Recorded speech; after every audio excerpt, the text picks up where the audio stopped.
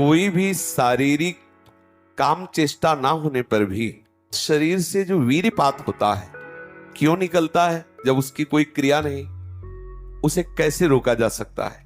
जो उन्होंने बताया था, वीर्य दो तरह से निकलता है। एक तो जो घातक है वो उसी के शरीर से निकलेगा जिसने हस्तमैथुन किया है या गंदी क्रियाएं करके बच्चापन से ही वीर्य को नष्ट किया है। जैसे 12-13 वर्ष की अवस्था है और उस अवस्था से आप अपने कुसंग के कारण वीर्य का नाश कर रहे हैं, तो कुछ वर्षों तक हस्तमैथुन करने वाला या अन्य गंदी चेष्टा करने वाला ये नहीं जान पाता है कि इसके द्वारा मेरी हानि हो रही, वो नहीं समझ पाता, क्योंकि जीवनी शक्ति भगवान अपनी तरफ से देते हैं।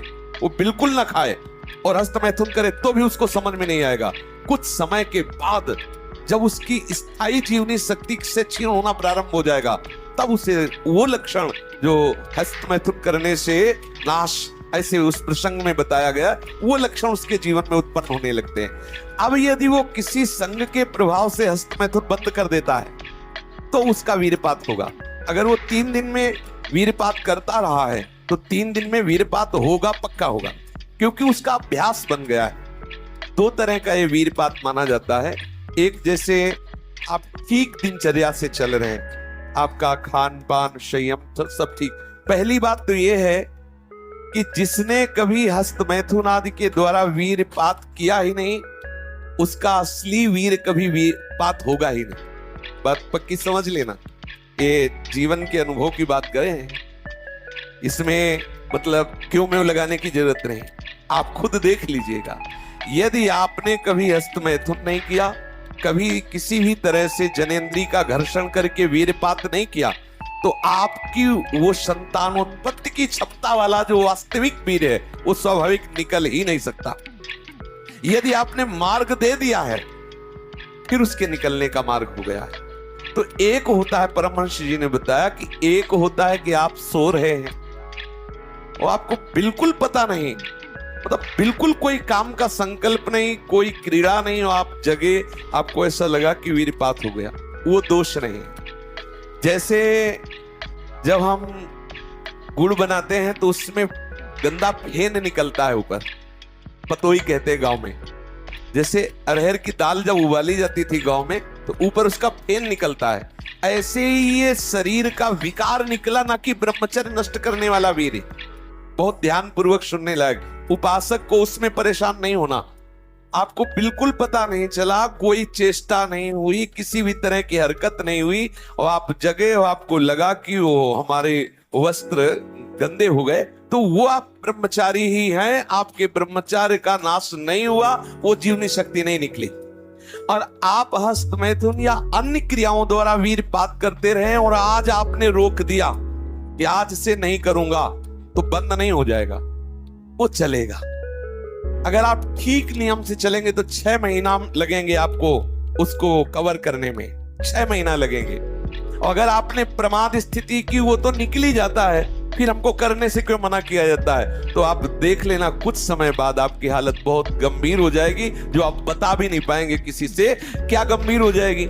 आप ऐसे ही साधारण क्रियाओं में ब्रह्मचर्यहीन हो जाएंगे, ऐसे ही छुएंगे वैसे आप ब्रह्मचर्यहीन हो जाएंगे। ये हम सब महापुरुषों के अनुभव और मिले हुए लोगों से, सैकड़ों लोग ऐसे मिलते हैं जो अपनी स्थितियों को बताते हैं। तो जो संत महापुरुषों ने जीवन में अनुभव किया है, उसके आधार पर पहले साधक को चाहिए कि ये देख ले कि हमारे द्वारा कोई हस्तमैथुन आदि क्रियाएं जो निंदनीय क्रियाएं वो तो नहीं हो रही। एक हमारे अंदर मान्यता बैठ गई है कि वीर चरण में ही आनंद है, ये साधक को छोड़ना होगा। क्या तुम्हारा जीवन का आनंद केवल इतना ही है? का ब्याह हो तो संतानोत्पत्ति के लिए वो मार्ग, तब तक आप ब्रह्मचारी रहे। क्या इतने इंद्रियों के गुलाम हो गए? क्या इतना ही केवल आपने सुख समझ लिया? तो फिर आप देखना कि आगे आपको ये मन किस दशा में पहुंचा देता है।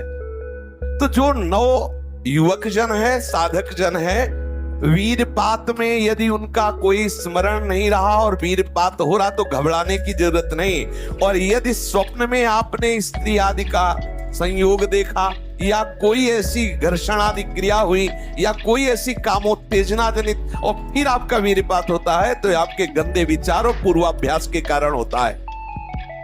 ये बहुत ही गंदी बीमारी है जो आपको अंदर ही अंदर खोखला करती जाएगी।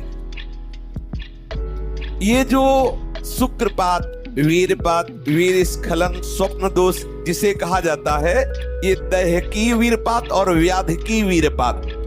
दैहिकी वीरपात जो स्वाभाविक हो जाता है उसमें बिल्कुल आपकी हानि नहीं, कोई दोष नहीं। और जो ये व्याधिकी वीरपात है ये बहुत हानिकारक है, ये आपके जीवनी शक्ति को नष्ट कर देने वाला है, इसलिए इससे सावधान रहे। सबसे पहली बात, ऐसे लोगों का कदापि संग न करें जो हस्त मैथुन करते हैं।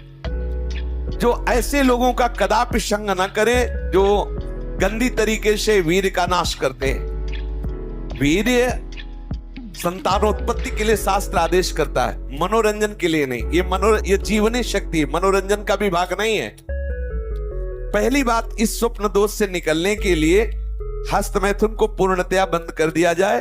अगर आप सदगृहस्थ भी हो चुके हैं तो कुछ महीने के लिए आप अखंड ब्रह्मचर्य का नियम लें, जब तक आपका वीर्यपात होना ठीक ना हो जाए। आप वो हानिकारक जो कामोत्तेजना बढ़ाने वाले भोजन है उनको छोड़िए, जैसे अत्यधिक नमक, बहुत कड़वी लाल मिर्च, और जैसे बहुत ही वो मीट मसाला आदि जो बहुत ही कड़वा तीखा, ऐसा गरम मसाला, और बिल्कुल गर्मा गर्म भोजन, ये आपके स्वप्न दोष के ठीक होने की बात है।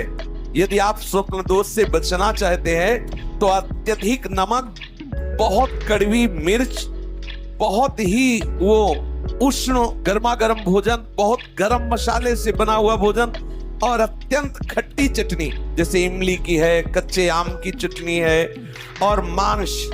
ये जो लोग कहते हैं कि मांस ताकतवर होता है, तुम्हारी चर्बी बढ़ा देगा, ताकत नहीं। ताकत कहते हैं संकल्प शक्ति को। ताकत शरीर शक्ति प्रधानता नहीं होती। संकल्प शक्ति का एक महात्मा पूरे समुद्र को अंजुली में पी गया। देखो, संकल्प शक्ति, शरीर की शक्ति एक सीमित शक्ति है, संकल्प शक्ति एक महान शक्ति है। जो ब्रह्मचर्य से युक्त होता है उसकी संकल्प शक्ति बढ़ती है। भले आप मांस खा के मोटी चर्बी और आप व्यायाम करके दिखा सकते हैं कि देखो मैं ब्रह्मचर्य क्षीण करता हूं लेकिन बलवान हूं, लेकिन आप आत्मशक्तिहीन है। वो आपका मोटा हो जाना बलवान नहीं है, आपके सुंदर सुंदर मांसपेशियां निकल आना वो बल नहीं है। आप शक्ति, बलवान वो है जो आए हुए आंतरिक वेगों को सह जाए। आए हुए आंतरिक वेग को जो सह गया वही बलवान है। ये जो मछली, अंडा, मांस खाते हैं ये कभी इस रोग से मुक्त नहीं हो पाएंगे। और जो लोग कहते हैं मैं तो खाता हूं मेरे अंदर नहीं, विश्वास मत मानना, पक्का झूठा है वो। जो शराब पीता है वो अपने वीर्य को पवित्र नहीं रख पाएगा। चाहे गृहस्थ हो, चाहे व्यापारी हो, चाहे किसी भी तरह की स्थिति में हो, सावधान हो जाओ, ये शराब आपके जीवन को नष्ट कर देगी। ब्रह्मचर्य में अपने आप एक उन्माद है। ऐसे ही प्रेमानंद महाराज का वीडियो देखने के लिए चैनल को सब्सक्राइब करें और वीडियो को लाइक करना ना भूलें। धन्यवाद।